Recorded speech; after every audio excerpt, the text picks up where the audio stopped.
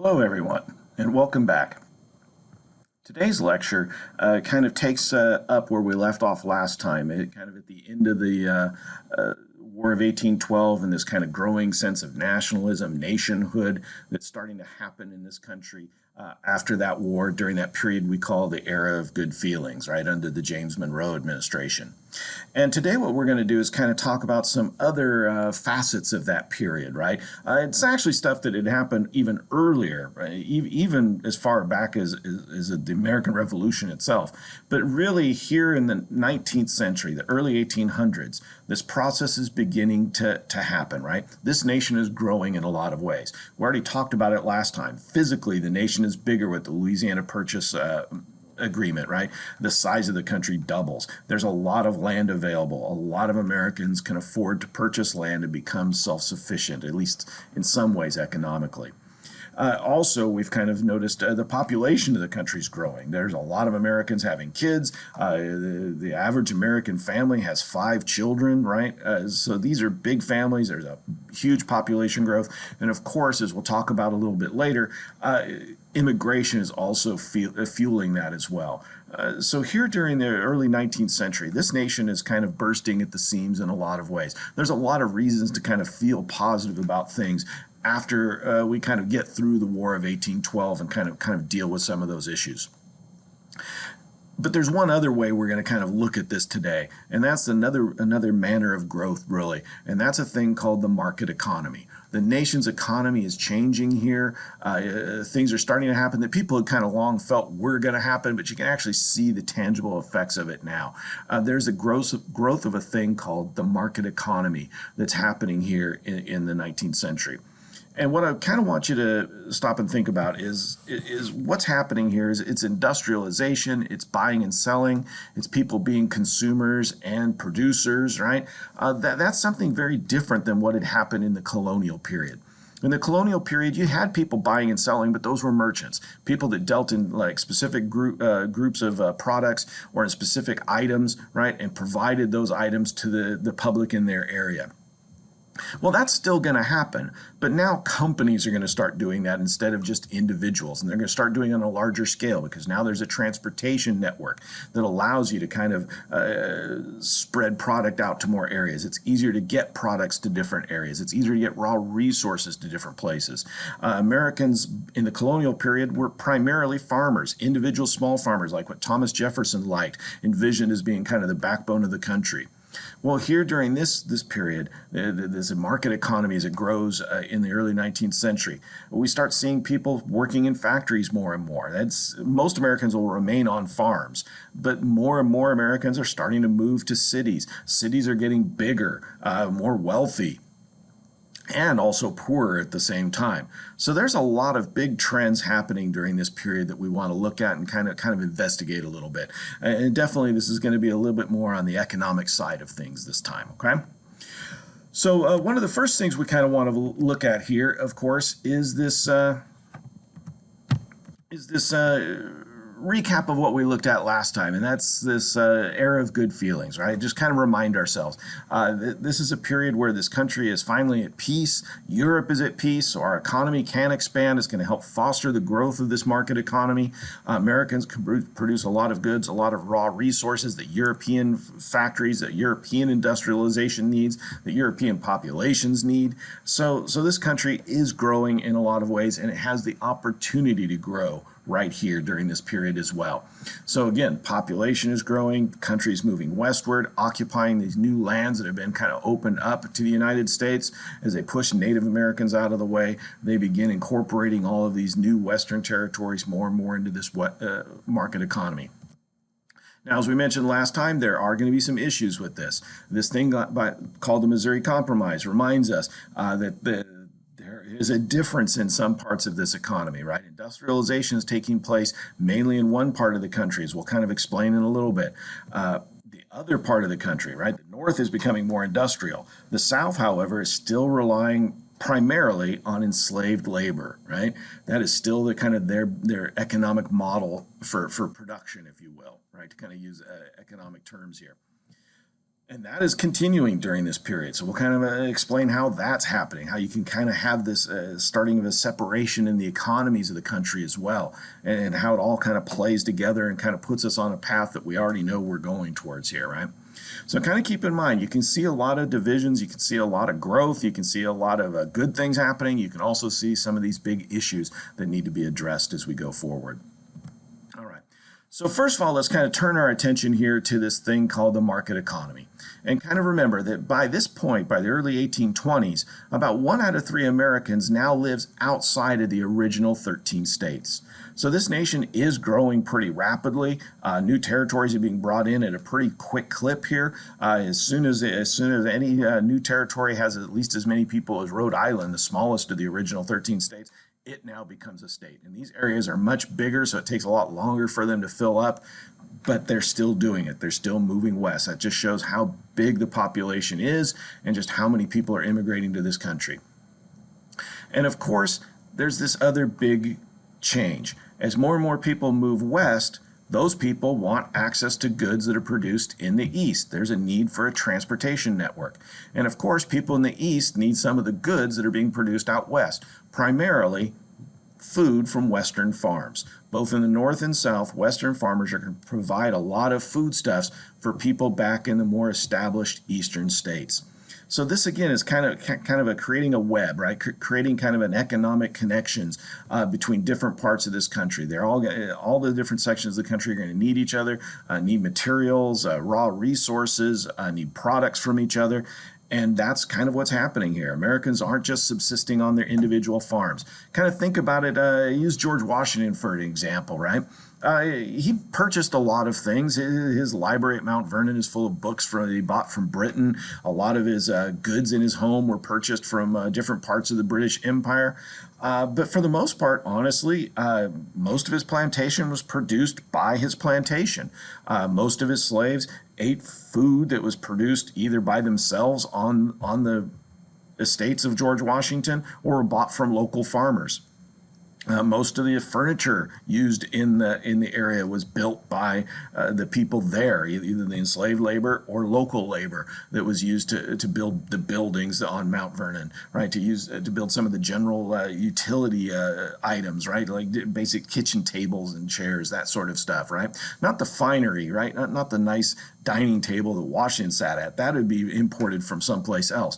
But the kind of the day-to-day useful items, right? The kitchen blocks, the chairs in the kitchen, right? The stoves, those kind of things. A lot of that's being produced locally. So what you're kind of seeing is this kind of self-sufficiency that's happening here in the early colonial period and even up into the American Revolution. But afterwards, that starts to change. As these farmers out west in places like Missouri and Illinois, these very western states, start establishing themselves, yes, they're going to grow food for themselves, but they're also going to want to ship a lot of that food back east where it's going to be needed in cities like Chicago, cities like Philadelphia, New York, to feed this growing urban population. And these farmers are going to have to do this cheaply, right? It has to be affordable to those people in those cities. And of course, a transportation network needs to exist to allow that to happen. So a lot of American farmers now supply items to this market economy. And in turn, they take the money made from those farms and buy goods produced in those cities like New York and Philadelphia. So very much it's an interconnected system that's being created here. That's what a market economy is. People in one place produce something, people in another place either consume or those products or produce other products that are then sold back and forth. That's what's happening in a very big way here into the 19th century, right? Starts in the late colonial period, just as the American Revolution begins. But once we're free of the British Empire, these kind of market forces are allowed to develop. They're stimulated by people like Alexander Hamilton and his plans for the American economy, by having the bank put out loans, by having the federal government help invest in things like road networks to help spur on this market economy, this industrial growth, this economic growth, right? And there's a lot happening here by the early 19th century. By the early 1800s, there's a big change coming to this country economically.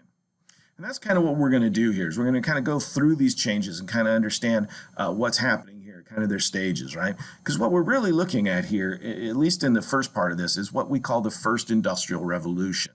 That kind of takes place across the Western world, for lack of a better term, right? Most of Western Europe and parts of the Western Hemisphere here in the late 18th and early 19th centuries. What will become known as the Second Industrial Revolution, really intense production, really large-scale corporations. That happens after the Civil War in the 1870s and 1880s. But definitely its seeds are being planted here, and the beginnings of it is all starting here during this period. So we're going to look at how this industrialization plays out, what impact it's going to have on it, and please also remember, it's also showing us some of these differences, these separations that are starting to be built into the system as well. This industrialization is primarily going to take place in one part of the country, the northern part. The southern part of the country is going to primarily remain agricultural, and there's reasons for all that, as we'll get to as we go along. So let's take a look at this industrialization. And again, the best way to kind of understand it is kind of talk about it in a way of contrast, okay? What is happening here in the 19th century is very different than what had happened before. Take, for example, Boston during the colonial period. Boston was a big trading port. It was a place where there were a lot of merchants, a lot of people that built ships, sailed ships, and transported goods throughout the colonies and even over into Europe itself. And they made quite a bit of money, usually, from doing these voyages, right? From going and moving these goods to different markets. And of course, they needed certain skills, right? They needed people to produce things. It might be rope for their ships, it might be sails for their ships, it might be building the ships themselves, or of course, it might be building things that they need otherwise, right? Nails for the ships. It could be shoes for sailors, for anybody, right? I'm not just thinking of this in nautical terms, right? There's services throughout the city of Boston that are needed by people. So they're producing goods in the colonial period, right? It is not that they didn't have these things, but they were produced a very different way. They were produced by people that we would today call artisans or craftsmen. They made things by hand, individually, one at a time. And it was a very close, intimate affair. The way it would work is if you were somebody like Paul Revere, a famous person in Boston, he's one of those Sons of Liberty that's helping kind of lead the revolution or against the British Empire. But Paul Revere was also a businessman, right? He ran a silversmith shop, but really kind of a metal shop in Boston. He made a lot of metal goods. It could be silverware for your home, could be serving dishes, right? Sometimes copper plating for ships. It really just kind of depended on what people needed. He made it. And the way he trained his people was very different than what's going to come afterwards. They called themselves artisans because what they did, they kind of considered to be an art. It was individual. They did it uniquely on their own. They had certain skills, each of these artisans, right? These craftsmen. So Paul Revere learned how to do metalwork from somebody, and then he taught his way of doing metalwork to other people. They would be called apprentices, people that would come in, work for him, often for little to no pay, to learn skills as how to be somebody that worked in metal, how to do the job that Paul Revere did. In return, Paul Revere got laborers, people to do work for him. And at the end of your apprenticeship, once you'd learned everything that Paul Revere had learned, it was expected that he'd help set you up somewhere else where you wouldn't compete against him and help set up your business, right? It was a very friendly system.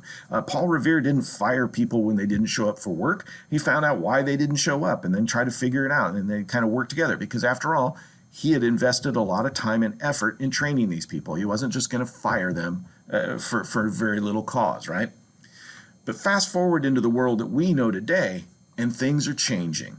You're no longer making things individually, one at a time as people ask for them. That's slow, it's labor intensive, and it's expensive. Now it is nice, the quality is kind of controllable. You can make sure that the quality is exactly what the customer wants and what they're willing to pay for. So there's a lot of benefits to that original kind of individual craftsman style of making things. But it is slow and it is expensive. Here in the 19th century, even in the late 18th century, people start turning to machines to make more and more stuff. It actually starts really in the textile industry, making raw materials into cloth that can be then turned into clothing. But it's going to branch out in a lot of areas. You start using machines to do the repetitive, simple processes, and make it easier and easier to make things, make it cheaper to make those items, and of course bring down the cost and have them on shelves right away for people to purchase. Now that means that you as the customer can't actually demand how the thing be made anymore. It's not going to be tailored specifically to you and your needs, but on the flip side, it's immediate and it's much less expensive. But it also comes at a little bit of a cost for the worker. You're no longer indispensable. You're no longer an integrated, important part of the team, like in Paul Revere's metal shop. Now you're somebody that monitors a machine. Now you're somebody that, yeah, you have to know how the machine works. You have to make sure it keeps working. But that skill doesn't take years like an apprenticeship at Paul Revere's shop to learn. Now it can be done in weeks, maybe even days, right? So you are more and more expendable, and the skills you have are becoming less and less valuable as more and more people can acquire them easily. So you're kind of seeing something kind of change here, right? No longer, if you don't show up for work one day in these new factories as they pop up, you're fired, because there's always somebody coming off of a farm. There's always somebody coming in from overseas, an immigrant that wants a job, that needs a job. So you're constantly in fear of losing that position. You'll go to work sick. You'll go to work even if you don't like the job you're doing, because you need the pay. Because if you live in a city, you're not growing your own food, you don't have your own farm, you need money. And of course, as you're not getting paid a lot of money, it's important that those farm produces that you rely on to eat are produced cheaply and get to you quickly before they spoil, right? So you can kind of see how all this is starting to come together here in the 19th century. But there's some big changes that are coming because of this switchover from kind of a handmade craftsman style of production, what is sometimes called, the task labor system, into this more organized, rigid factory system where more and more machines are being used to produce more and more of the goods that are being built or created in those factories. Now, what's interesting here is that it's one part of the country where this really takes off. And again, it's kind of in Paul Revere's neck of the woods here, right? Places like New England. And so I kind of have a question for you to think about. Why is it New England where this takes off so quickly, right? Where they embrace it so much? Which one of these factors do you think is really the most important? Is it the fact that the soil in New England is kind of poor and rocky soil? It's not really conducive to growing crops? Is it because there are large urban centers, cities like Boston, Hartford, Connecticut, Providence, Rhode Island, and New York City, if you really want to extend New England region, right? Is it because there are wealthy merchants like John Hancock around? Is it because they've been sailing around to different parts of the world for a long time? Well, as you can kind of already figure out, it's really all of the above. When you get down to it, the fact is that land in New England is fairly cheap. I mean, it's still expensive, but you're not really losing a lot by putting a factory on land up there, right? Down south, or even in places like Pennsylvania and New York, you could grow a lot of products. You can do a lot of things with the land that they have available in those states. But in New England, you can grow food in New England, sure. There is some good farmland, but for the most part, it's not that valuable because your growing seasons are shorter. The types of crops you can grow are more limited. It's just not as valuable. So putting a factory on land in New England, not a loss, right? It's actually very doable. The fact that you have urban centers there, that means you have customers and workers both available in the same market. That's incredibly important. Having wealthy merchants means you have investors. Having national and international markets means you have raw goods for your factories and you have more customers for those goods. So of course, all of this is available in New England more than almost any other part of the country, and that's why it explains why it takes off here. This is the epicenter of this industrialization that really begins in the late 18th and early 19th centuries. And we can kind of see the scale of this in kind of a surprising way. As the Constitution's enacted in 1788, as ratified and put in place, one part of the government that is going to be created is called the U.S. Patent Office. And there it says, the Patent Office's job is to protect intellectual property. If you come up with a good idea, a new machine to do things, you can patent it, and if anybody uses your design, they have to pay you. That's what Elias Howe and Isaac Singer do. They're New Englanders who learn or figure out a way to make a good sewing machine, one that works well, allows people to make clothes at home faster and better. And it also is going to allow factories to put a bunch of those machines together to pump out more clothing than had ever been produced before, right? And Elias Howe and Isaac Singer aren't the only ones doing this. In the first 10 years, really, of the Constitution's effective governing, right, there are about 300 patents issued by the federal government, about 10 or 20 a year. By the 1850s, as this industrialization takes place, it's not 10 or 20 a year, it's thousands a year, right? Mass production is coming. New ways of making things, new things to make is exploding here in the United States because of these forces that are being kind of unleashed here in the early 19th century. So this is really happening on a pretty massive scale. Although we're still talking about a really big country with a lot of people, so it's not like it happens overnight. It takes decades, really almost a century, for this transformation to take place. And again, most of it takes place after the Civil War, not before it.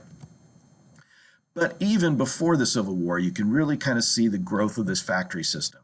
One of the first factories, as I mentioned before, textile mills, taking raw materials like cotton or linen, right, and making them into sheets of cloth that people can then turn into clothing. That happens first in a place called Lowell, Massachusetts. That's where one of the first successful factories is created in the United States in the 1790s, and it explodes throughout the New England region. Again, because the land's cheap, you've got workers, you've got consumers, you have investors, you have everything you need in a very small geographic region. So you can see early on in the northeastern part of the United States, from Maine all the way into Pennsylvania and New Jersey, this is starting to happen. And by the 1820s, you can find factory and factory work in a lot of places, especially big cities of the eastern coast like Boston, Hartford, Connecticut, Providence, Rhode Island, and of course around New York City and Philadelphia. There's a lot going on here, right? Not in those cities always themselves, but in the outskirts, the towns around them that support them. They become the hubs of a lot of this industrialization. There's one other factor that I didn't mention that kind of explains a lot of this in New England as well. That is the fact that, well, New England has something that a lot of regions of the country don't: power. Now, this is before electrification. This is before, an electrical grid, right? So how do you power machines? How do you make machines or factories work? You need water. You need fast-moving water. New England has a lot of fast, powerful rivers, often with waterfalls. That's where you get the most power out of water, right? Where it falls the greatest distance. That's very different than a lot of other parts of the country. If you think about big rivers like the Ohio and the Mississippi, they are big, powerful rivers, but they're slow moving. Same thing's true in most of the South. But in the northeastern part of the United States, especially New England, there are lots of these rivers where you can put a factory next to, build a water wheel, and start powering these machines. So New England kind of has the full gamut of things that you need to make this factory system possible. So that's why it takes off there first. But there is a cost to all of this, a very real cost. There's something new that's going to come out of this that, while it had existed before, is definitely different than it had ever been in the nation's history up to this point, right? And that's the fact that you can actually see who is rich and poor in this country easier than you ever have before, because something's happening here, right? Take this factoid, for example, right? In the 1850s, economists estimate that most of a family in the United States would need about $10 a week for a family of five to get by, to have a place to live, to have clothes, to have food, right? To do all their basic needs. So about $2 per person per week. That's kind of the average. And for the most part, most families have between 3 and 5 kids. And I want you to think about this, right? Family of 5, mom, dad, 3 kids, needs $10 a week to kind of get by. Most American families are bigger than that at this time. So that means most families are going to be struggling here if they can't make, $12 or $14 a week. So kind of keep that in mind as we go through all this, right? So let me expand on this, right? If you are an unskilled laborer, somebody that just really can't do anything, maybe you don't understand the language, so you can't really take orders, maybe you just have physical limitations. If you're just basically moving dirt from one place to another, you're going to get a job for about $1 a week. Now, we just said you need about $2 a week to really get by. So if you're an unskilled laborer in the United States during this time, If you get a job as an unskilled laborer, you're not doing well. You might be able to survive, but you're not going to be living well. The only way you're going to really be able to live well, or at least get by better, is if you live with a lot of other people like yourself. Basically, crowd 3 or 4 people into places that are designed for 1 or 2.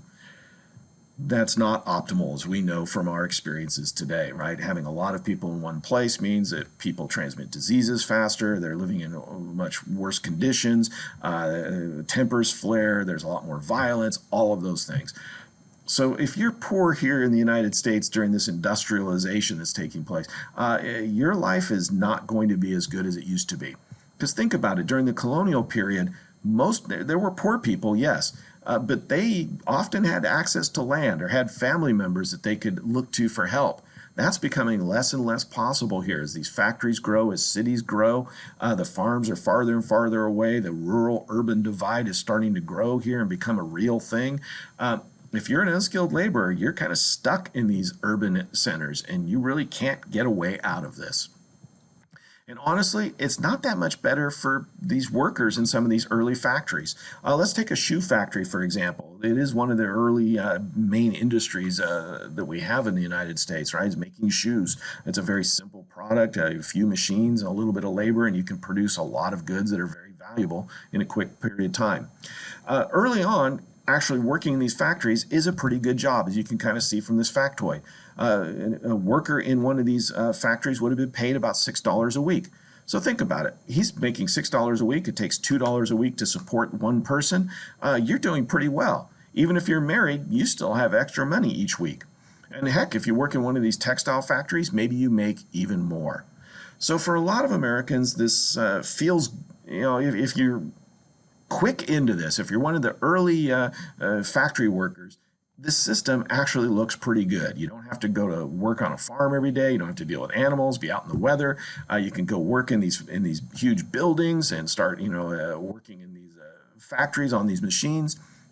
May not be the most glamorous job, may be very repetitive and boring, but you are compensated pretty well. But do keep in mind something else. If you're paid $6 a week and you're a single person, you have a pretty good life. If you're a factory worker and married, you're doing okay. If you're a factory worker and married and have 1 or 2 kids, you're getting by. But again, most families have 4, 5, 6 kids. On average, many women in the 19th century will be pregnant 17 times in their life. Right? There's no contraception back then, or very, very, very difficult ways to avoid pregnancies. It is not easy to avoid pregnancies when you're married in the 19th century. Now, 17 pregnancies does not mean women will carry 17 children to term. There will be miscarriages, false pregnancies, all that kind of stuff. Stillborn children, as harsh as that is, are going to be quite common for a lot of people. Children will die early on from diseases or malnutrition, right? So it doesn't mean you're going to have 17 kids in every family. But even if only 1/3 of those pregnancies develop into a child that actually lives to adulthood, that is still around 6 kids for each family. So think about it. Within every year to 2 years, a woman is getting pregnant and and the family has another mouth to feed. By the time you have your 4th or 5th kid, a factory worker making $6 a week is doing really, really badly, which brings us to another issue. You can't go on strike. You can't lose this job. Your family needs it. But sometimes you're going to lose those jobs. You need more financial stability. So something big happens here. Which do you think is the most significant thing that's happening here? Am I just showing you another kind of side to American industrialization? Does it mean that all family members had to work regardless of age or sex? Does it show how some Americans just lived? Is that just all we're really seeing here? Or is this a cause of the Civil War? Well, I think obviously we should be able to tell that the answer here is B, right? Factory workers can't produce enough income for their families. So women have to go to work. But because women are getting pregnant every year to 2 years, they're not going to be able to get long-term employment. They're going to be seen as temporary labor, which means they're going to be paid less. much less, sometimes close to that unskilled laborer level of $1 a week, maybe even less than that, which means even kids have to go to work. At the age of 8, 9, 10, a lot of kids have to go and do work that the adults are doing as well. There are coal mines that have kids in them. There are factories that have kids in them. Not to just go in between the small areas, but to do the same jobs that men are doing. Why? Because you can pay them less. If you're a factory owner, you can make a lot more money, pay a lot less in payroll bills, right, by hiring a lot of women and a lot of kids. The family is desperate for this income, but it means because kids are being paid so little, sometimes 1/10 of what an adult gets, women are being paid 1/5 to 1/6 of what men get, right? That family is still struggling to survive. The big takeaway I want you to understand here is something new happens. A permanent kind of poverty class starts to emerge in the United States, more than it ever had during the colonial period. Again, there were poor people in the colonial period, but they did have access to help, if you will, right? They had family members that maybe they could go to for help, right? They lived near farms where they could beg for food. That's becoming less and less likely here in the 19th century. And it's more likely because your kids have to go to work, your wife has to go to work, that you're going to stay poor, that those kids aren't going to get an education, they're not going to be able to get out of this cycle of poverty, and it just becomes generational. So a very real way here in the 19th century, and especially in the northeastern part of the United States, while some people are doing really, really well, being the owners of these factories, being the middle-class managers that help run these factories or the businesses that support them, there's a large number of people that are doing well here in the 19th century, making a lot of money. This system works for them. But for a lot of Americans, probably close to a half of them living in urban cities like New York, Boston, Philadelphia, they're poor. They're living in poverty, and this is a pretty brutal system for them, right? The profitability of these factories is often made off of paying these workers so little money. So there is a downside to all of this, right? There's a very real cost to it that we have to acknowledge and have to understand. And it's going to really change the way the North is, because that's where this is happening, way more than in the South, right? Don't get me wrong, there are factories in the South, but there might be one or two in a state or in a territory, right, in an area. Whereas there might, as you saw in that one map, there are a whole bunch of factories in the North, sometimes right across from each other on the same river, right? So this is a process, this is a change that's happening in the North that's really not being felt in the South. Workers going to work, working for somebody else, having no real agency or control over that business, right? They're not farming their own land anymore. They're not supporting themselves anymore. They're not self-sufficient like they used to be. They're relying on these jobs. And when those jobs don't pay them enough, their whole family has to go to work. And if they can't make enough, they're going to struggle to survive. That's just the reality of the situation. So something very new and very different is happening here in this part of the North, right? Or this part of the country. It is not all bad. There are a lot of good things. There's a lot of wealth being created here, but there is also a large group of Americans kind of being left out as well. And it's just something to kind of keep in mind as we go forward. To kind of reiterate these points and just kind of impress on you how big of a change is coming here, right? Kind of take a look at this. In 1790, when one of those first cotton mills opens up in places like Rhode Island and Massachusetts, they, for the most part, hired men to do the job because they were these complex machines were new to people, and it took a certain amount of skill to run them. So they've hired very few women, very few children to kind of do those jobs, right? Most of them were errand people, right, running information around the factory floor, carrying information, or just moving goods, that kind of stuff. But by the 1820s, half the people working in factories are now children because they're cheaper, right? They're going to do the same jobs that most of the adults are doing, but they're getting paid a whole lot less for it. And that makes these factories incredibly profitable, right? So there's a big change happening here, right? Also, keep in mind that the system is profitable, right? It makes money. That doesn't mean every factory is going to be successful. A lot of them are going to open up and close within a year's time. But new ones will keep popping up all over, producing new different types of goods all the time. And this system keeps growing. In the 1820s, there's about 1/3 industrial workers in the cities. By far and away, most Americans still live on farms, grow their own food. By the 1860s, about 2 million men now work in the factory system, but that's out of a population of 22 million people.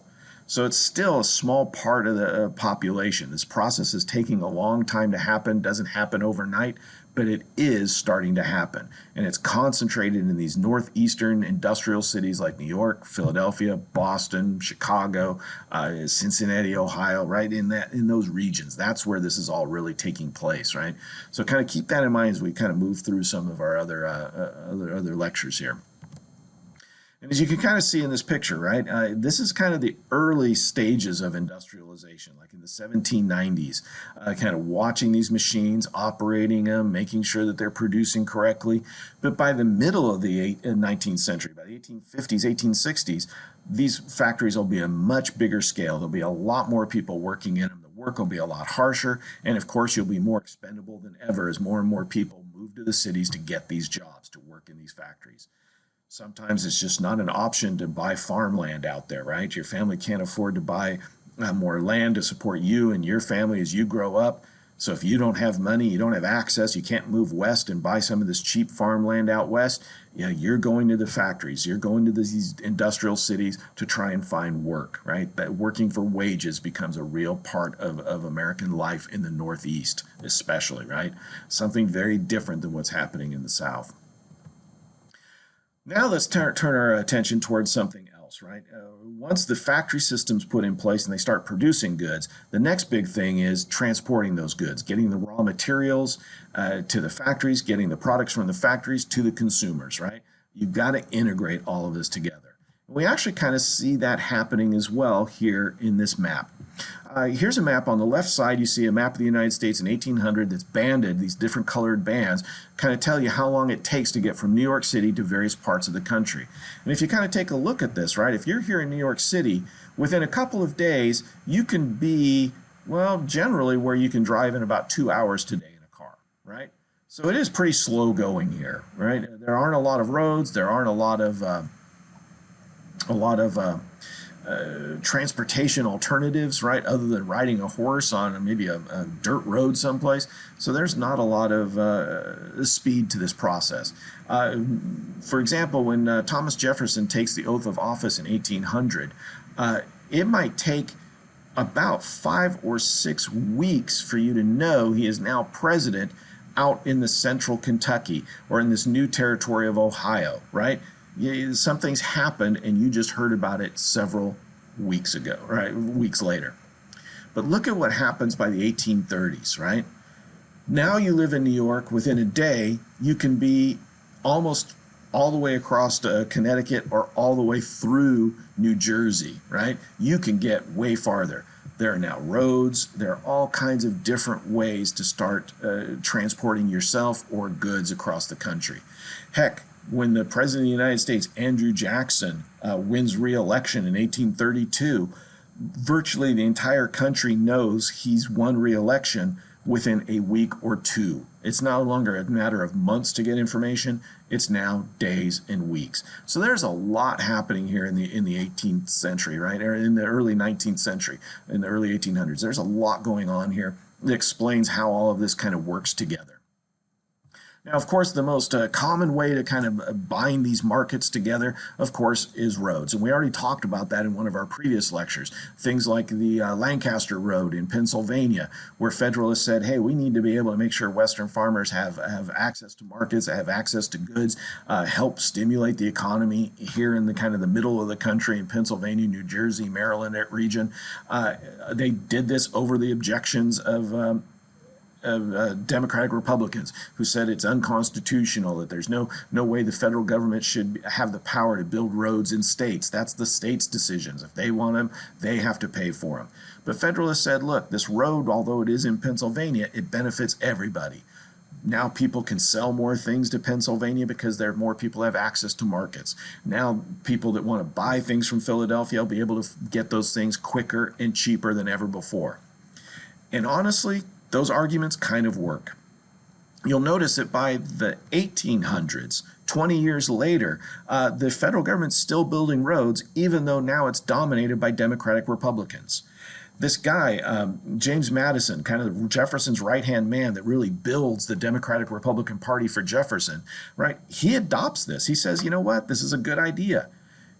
When he's president of the United States, he calls for a national road, one going across multiple states, funded in part by states, but also by the federal government. Take some of this money from tariffs on imports that's happening, right? Use some of these monies that are being generated by this growing economy and reinvest it in that economy, reinvest it in this transportation network. So roads are starting to connect this country all over the place. But roads are, well, they're slow, they're expensive, and they can't go everywhere you want. You run into a big river, the road's kind of pointless. Run into a mountain range, roads are very difficult and hard to build and maintain. They're expensive to maintain. So a lot of people were looking for alternatives to roads because they're not being built fast enough and they don't go everywhere you want. That's why they turn often to rivers. Some of our biggest cities, our original cities in the American colonies, were always along rivers or along coasts, right? A source of fresh water, of course, but also easy access to travel to other places. But there is a problem with rivers inherent in them. Early on, you could really only go one way, downriver, right? If you wanted to go upriver, it was better to just walk, right? You could go faster than going against the force of the river. All of that, however, changes during this period of industrialization. A man by the name of Robert Fulton, an inventor, somebody who's kind of tinkering with things here during this industrial revolution, takes a steam engine and puts it on a ship, a boat. Now, most ships at the time were either drawn by animals on the shore or were driven by wind or human power, right? People using oars or poles to push them. Fulton, on the other hand, said, let's use those water wheels that are turning factories and kind of reverse the process. We'll have a steam engine that forces the water wheels to turn and pushes the boat. People thought originally that this system wouldn't work, that it was too big, too heavy, too slow. But he proved actually it could work. He built a ship called the Clermont on the Hudson River. He sailed up from New York City all the way to Albany, and he did it faster than anybody walking upriver could possibly do. And of course, his ship was big enough that it could carry a lot of cargo as well, passengers as well as things. And Fulton proved that this is a way that you can move up and down river quickly and efficiently and move a lot of goods. And as you can see, Fulton does his experiment with steamships in the early 1800s. By 1820, about 10, 15 years after he's perfected the steam engine, you have steamships on every American river, even out west on a territory we just purchased, the Louisiana Purchase Territory on the Mississippi, that big major waterway that right down the middle of the country. On the eve of the Civil War, there are more than 1,000 steamships operating just on the Mississippi River alone. The Ohio River had another 800 ships operating on it. So this becomes a very big, easy way to transport people. Makes sense. Kind of explains how it's possible to move so many people so quickly, to cut down those lag times of travel here in the 19th century. But of course, that's not the only way to kind of integrate this economy. Another popular way here in the early 19th century are building canals. The most important of those canals is one built in New York State called the Erie Canal. It's actually one of the largest. It was a technological marvel when it was created, right? It went up hills. It went up through any kind of geographic feature that got in its way. It was really an incredible thing to build. It did take a lot of lives. They basically used immigrant labor as almost near slave labor, so the conditions making this thing were harsh and cruel sometimes. The people that were doing a lot of the heavy, hard work weren't paid a whole lot, so it did come at a bit of a cost here. But in the end, with some federal investment, a lot of state investment, and some private investment, this thing called the Erie Canal is created. It connects the Hudson River in the eastern part of New York State, right? The river that runs from Albany, the state capital of New York, all the way down to New York City, right? This area right here, with the Great Lakes region, right? And that's kind of a big thing if you stop and think about it. You could have steamships operating on the Great Lakes, carrying goods from people's farms to Buffalo at one end of the Erie Canal, put it on canal boats, transport that stuff to the Hudson River, put it on another steamship, and get it down to New York City. And you could do all that within a matter of days, not weeks or months, right? So that is a big deal. This thing called the Erie Canal makes New York City the obvious epicenter of American economy, especially in the north. If you want to get goods out, New York is the port to go to. It's big, it has a lot of ships, it has a lot of merchants, it has a lot of people buying and selling stuff to begin with. It is a market. So now if you're a farmer in some place like Ohio or Indiana or Illinois, you move your goods to the Great Lakes, put it on a ship, transport it on the Erie Canal, and then get it out through New York City to wherever it needs to go and make your money. And then, of course, goods can flow from New England, from places like New York City, all the way back to those farmers when they get their money from selling their crops. So this thing called the Erie Canal is a bit of a game changer. It makes New York City really kind of the hub of the American economy and really turns New York City into the major city in the United States. It's where a lot of people flock to for business. It's where a lot of people flock to for production and factories. And it's where a lot of people just go to because they know it's there. It's easy to get to. So New York is going to transform here. Up to this point, Philadelphia and Boston were always vying to be the biggest cities in the United States. But New York is going to eclipse them all during this period. And because it has so much demand, right, it's going to be a place where almost every ship goes at one point or another. It's where a lot of immigrants are going to come to. So there's always going to be a growing population in New York City, just like in the country itself. So these transportation networks are going to have a big impact. This whole process, this market economy, is absolutely reshaping the nation as we look at it, right? But of course, there's one thing that's really going to change it all. It's maybe the most efficient way to this day to transport goods, and that, of course, is railroads. Railroads are another technological invention like the steamship that occurs here in the early 1800s. At first, they were pretty limited in what they could do because the engines weren't very powerful, but as they get perfected by the 1830s, especially the 1840s, there's no easier way to transport something than on a train. And the great thing about railroads is you can put them virtually anywhere you need to. You come to a major river, you go over it. You come to a mountain, you go through it, right? In the end, this country builds a huge rail network, right? And you kind of see something interesting happening here. This map shows the rail network for the United States in 1850.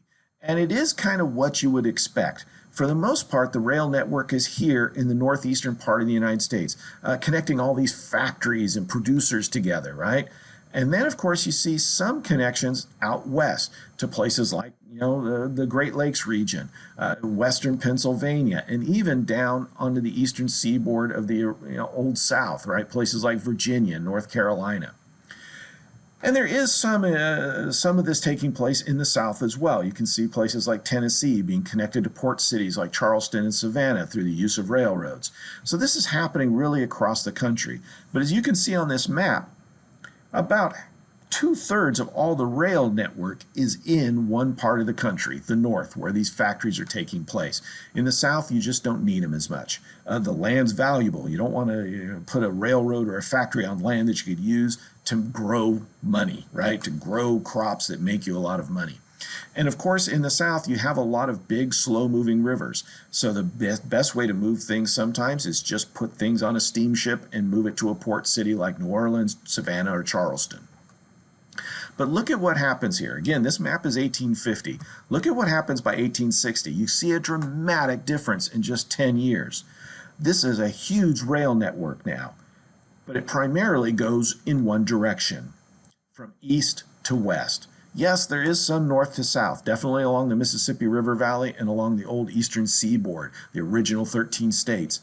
But really, when you get down to it, what's happening here is a lot of these western states, like Illinois, Missouri, are being connected to places like New York and Philadelphia through this rail network, through this transportation network that's happening here in the early 19th century. It is an east to west connection, not a north to south connection. Now, I'm not saying that the north and south aren't connected. They absolutely are. It is southern crops, especially one southern crop, cotton, that is really fueling a lot of this industrial growth. We're going to get to that in a few minutes. So there's a lot of stuff from the south going into the north. There's a lot of goods being produced in the north moving down to the south. So they're still very integrated together. But as you can kind of see, even before the Civil War, the North and the West are way more connected together than the South and the North, right? And that separation has already started, and it's just going to get bigger, not just economically, but socially, virtually every way you can see, right? There's just something different happening in the South, right? And that's what we're going to turn to next here, right? Again, as I said before, the thing that's really fueling this market economy, this industrialization taking place in the United States, really is one crop, cotton, right? So why hasn't cotton been the go-to crop before, right? Originally, as we've mentioned before in our class, right, it's things like tobacco, indigo, rice that were the original cash crops, especially in the South, that built up wealth in the South, right? So why weren't they growing cotton before this? Well, the simple fact is they were, but it was not profitable, right? There's a problem with the crop of cotton. Inside the cotton boll, right, the part of the flour that produces the cotton fiber, right, inside that boll, there is a little ball of cotton. There is tiny little seeds, and they're covered in a resin, like a glue-like substance. So pulling those little tiny seeds out and getting them out of the cotton so that you can turn it into fiber and turn it into cloth is time-consuming and expensive. It meant growing cotton wasn't very valuable. You grew it if you had to, or if it was the only thing you could grow on your land, you did it, and you just kind of got by as best you could. But all of that changes with this guy. His name's Eli Whitney. He's the one that comes up with a way to remove those seeds and to make cotton a valuable cash crop.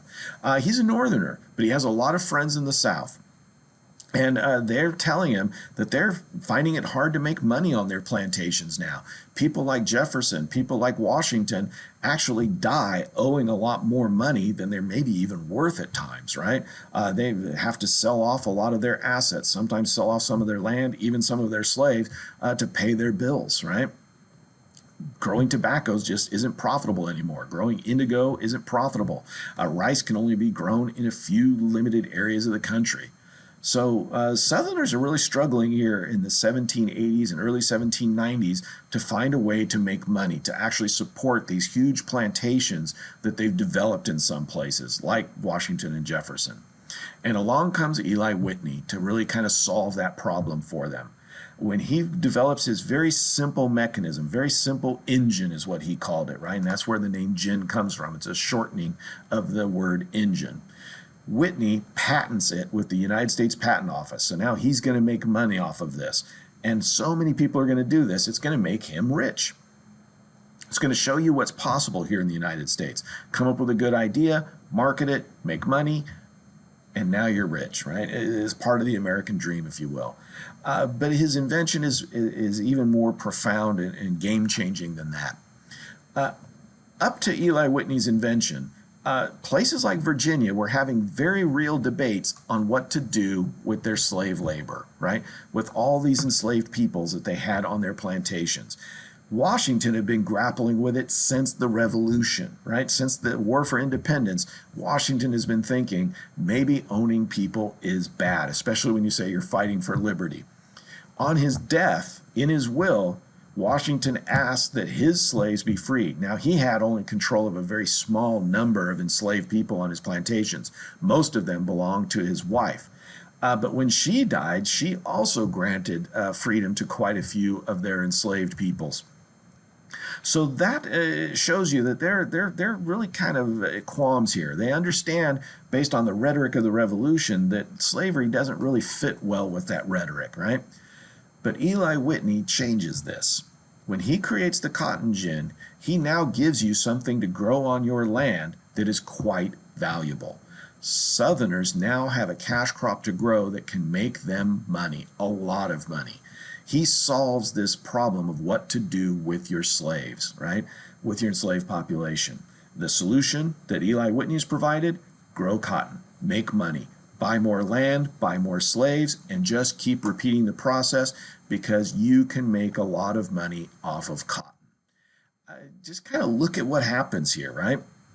Before Eli Whitney's invention, the United States only produced about 13,000 bales of cotton each year. Now, a bale of cotton is roughly about a 200-pound block of cotton, right? It's about 5 feet by about 2 feet in height and width, right, and length of about 5 feet. So they didn't produce a lot of cotton before Eli Whitney's invention. But as his invention gets out there, as people start switching over from growing old crops like tobacco and rice and indigo, they start switching over to cotton. That number starts dramatically going up. Within 25 years of Eli Whitney's cotton gin, you've got hundreds of thousands of bales being produced each year on southern farms. By the 1840s, it's in the millions. By the 1860s, it's almost 5 million bales. Now think about this, right? Normally in economics we say there's supply and demand, right? That's the old equation that you use to model anything in economics. The more you make of something, usually the less valuable it becomes. Well, that is kind of true here with cotton as well. But the simple fact is, a lot of people want cotton. Cotton's a great versatile product. It makes cheap clothing, right? The cheaper you can produce it, the more clothing you can make because you can produce it, a lot of it in one shot, right? So cotton production becomes one of the few times in human history where you can keep growing more of something and not put yourself out of business. So if you're a Southerner and you have good enough land to grow cotton, you want to grow cotton. And you're going to take the money you make from that cotton production to buy more land, to buy more enslaved labor, to keep producing more, right? To keep reinvesting in that system. Eli Whitney solves that problem that a lot of Southerners were having, what to do with slave labor. He gives them an incredibly valuable thing to grow with that slave labor. Now, don't get me wrong. There are alternatives here, right? Northerners are starting to turn more and more to mechanization, harvesters and reapers, that kind of stuff, right? There's all kinds of inventions being produced here in the 19th century. Northerners can use less and less labor on their farms and actually produce more and more goods. Today, we use almost no manual labor on cotton fields, right? It's almost all machine driven. So there were alternatives here, but Southerners were already comfortable, white Southerners were already comfortable with the idea of using enslaved labor. They'd been doing it for generations already, so it just seemed to be a natural fit for them. They just replaced older cash crops with this new cash crop, but this new cash crop was way more valuable than any one they had ever had before. And you can kind of see how this is going to play out into these bigger themes I've been talking about over the past couple of lectures, right? If you're a white Southerner that owns good land, you want to start growing cotton. And to you, the most logical thing to do is use enslaved labor to do it. You're not going to hire out for labor because that makes it more expensive. The way you can make the most money off of growing cotton is to have slave labor. And you can kind of see how this plays out. Eli Whitney's cotton gin again changes everything for Southerners. 1790, there are 700,000 slaves total in the United States. That is a solvable problem, right? They had already been talking about it. The state of Virginia is talking about maybe ending slavery, being kind of goaded along by people like Washington and Jefferson saying they weren't opposed to getting rid of slavery. So in the 1780s and early 1790s, some states, slave states, are thinking of ending slavery. But Eli Whitney's cotton gin gives you something to do with that enslaved labor. And by the 1800s, this issue of slavery isn't smaller, it's bigger. And it just keeps getting bigger. As more and more Southerners turn to producing cotton, the amount of land being used to grow cotton grows, so does the use of enslaved labor. By 1860, there's not hundreds of thousands of slaves in the United States, there's millions. That's something significant that we have to stop and think about, right? What's the big deal about this? Well, really, the thing it shows us is the institution of slavery is actually becoming a bigger issue. If you're a Southerner, you're starting to see slavery as a integral part of building wealth in your life. You can't imagine making money off of cotton without using slave labor. Now, it's possible, but they just don't see it. So what's happening here is if you need more land, you want to grow more cotton, you need to push people out of the way, get that land, start growing it. You need more slave labor, so you want to import more slaves from Africa or the Caribbean, wherever you can, and start using this. So while we had a window here in 1776 or even 1788 to talk about slavery and getting rid of it, that window is rapidly shutting. Right? Southerners are seeing slavery as more and more valuable, not less and less valuable. Eli Whitney's Cotton Gin changes everything in a lot of different ways. And in part, he makes it possible for those northern factories to buy cheap cotton from the South and turn it into cheap clothing that they then turn around and sell to Americans both in the North and the South. So everybody is in on this. Everybody's benefiting from the use of enslaved labor, except, of course, the enslaved labor themselves. African American slaves are the ones that are being forced to do all this for the benefit of others. So what we kind of see is some major changes are happening here in the United States. The United States is becoming more and more dependent in the early 1800s on the institution of slavery, both in the North and the South. Now that's rapidly going to change in the 1850s and up to 1860. But it takes time. It is really cotton, it is really the growth of the textile industry that makes all of this possible. And something else I want to kind of look at here, right? This is where that cotton's being produced. You'll notice that there are certain parts of the South, right? And that's primarily what we're looking at here is the southern states. Places like Virginia and Kentucky really aren't known for cotton production. They have some, but not a lot. And what you're seeing here is on this map is each of these little dots, like under the K here in Kentucky, that represents the total production of 1,000 bales of cotton. So here in the 1820s, Kentucky's producing almost no cotton. It's growing foodstuffs, things like corn, whiskey, right? Those kind of products are what Kentucky's producing. Virginia is producing some, right? But not a lot. North Carolina producing some, not a lot.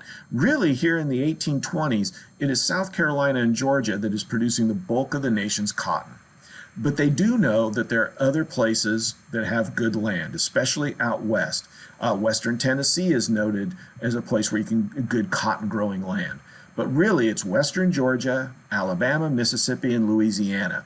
These territories that we got from the British when we got our country independence, and then, of course, from the Louisiana Purchase Territory.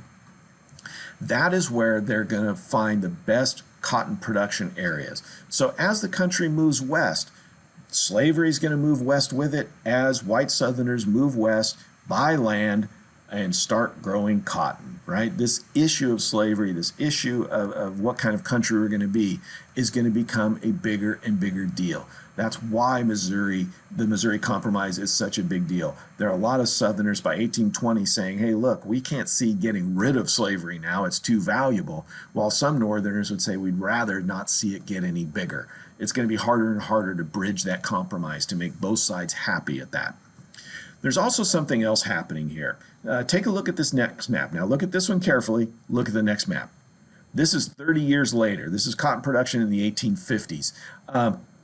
Notice any changes. Let me go back. 1820, 1850. Obviously, the big thing that we should notice here is this is becoming way more intense, right? There is way more production of cotton than ever before by the 1850s. Again, we're producing millions of bales on a yearly basis, and of course now there are millions of people that are enslaved to make that happen, right? But I want you to notice something. Cotton production has really shifted west here.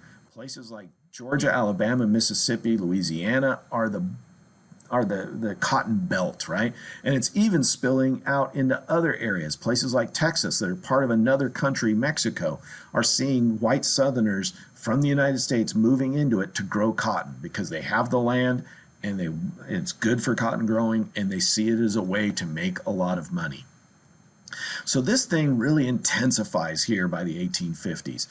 But the only way you can actually get this land is to move a group of people out. Places like Georgia, Alabama, Mississippi, Louisiana, Arkansas, even parts of northern Florida are predominantly occupied by Native American tribes, what people called the 5 civilized tribes at the time. The Cherokee, the Choctaw, the Seminole, and 2 other tribes that are losing process on right now. But those 5 civilized tribes, right? They're seen as being, the Cherokee obviously being the biggest of those, right? Are being seen as in the way to this growth of the cotton production system, right?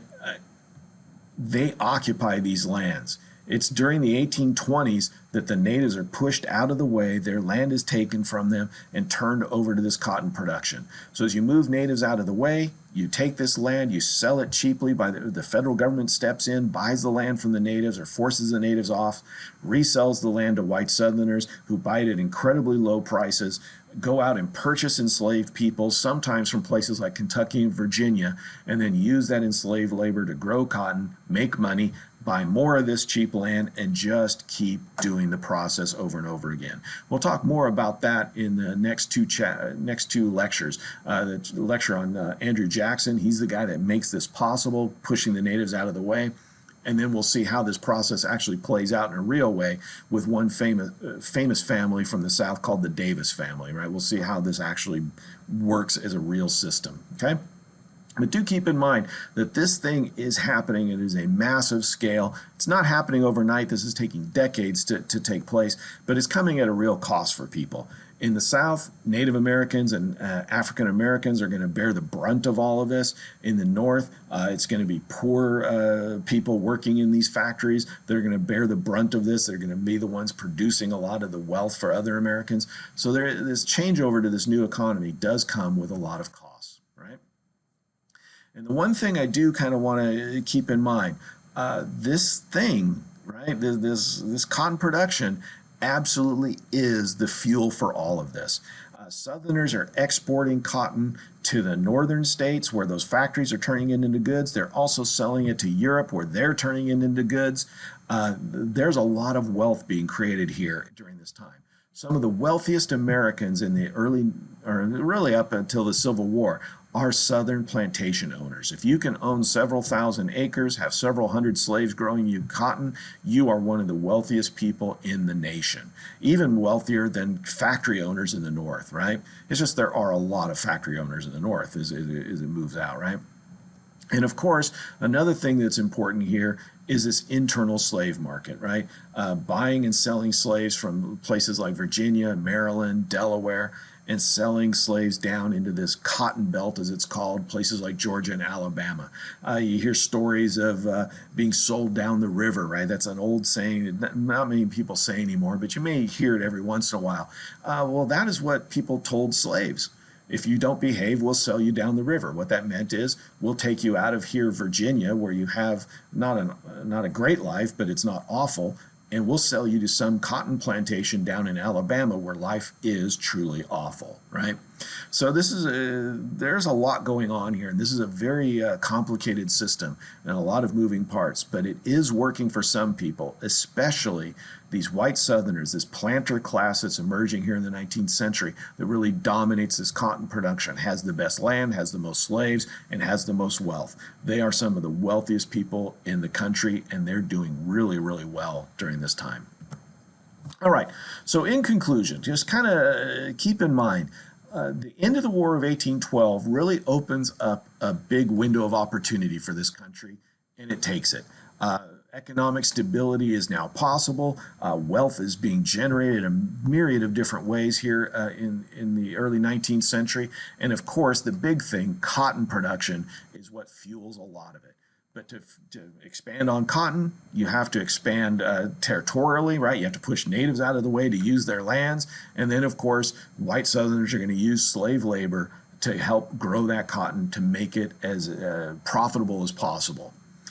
And as what we've kind of seen is everything in this country is kind of moving west here during this period, right? The factory system in the North is going out west to places like Chicago. The slave system of the South is moving out west as well to places like Louisiana and Texas. So this is kind of a story of westward growth here. There's a lot of connection between the North and South, do not get me wrong, but do kind of keep in mind that the connections are actually stronger east to west than north to south here. The Missouri Compromise kind of points that out. Southerners want more slave states because they see value in protecting slavery. Northerners are starting to think maybe we should limit the growth of slavery. Maybe we don't want it to be everywhere. And that is, you can't have both, right? It has to be really one or the other here. So here in the 19th century, we have a lot going on that we have to kind of explore further as we go through this, okay? So next time we'll talk about some of the politics that's changing here in the 19th century, and again, kind of focus on one guy that really dominates this period, and that's Andrew Jackson, all right? So I'll see you next time.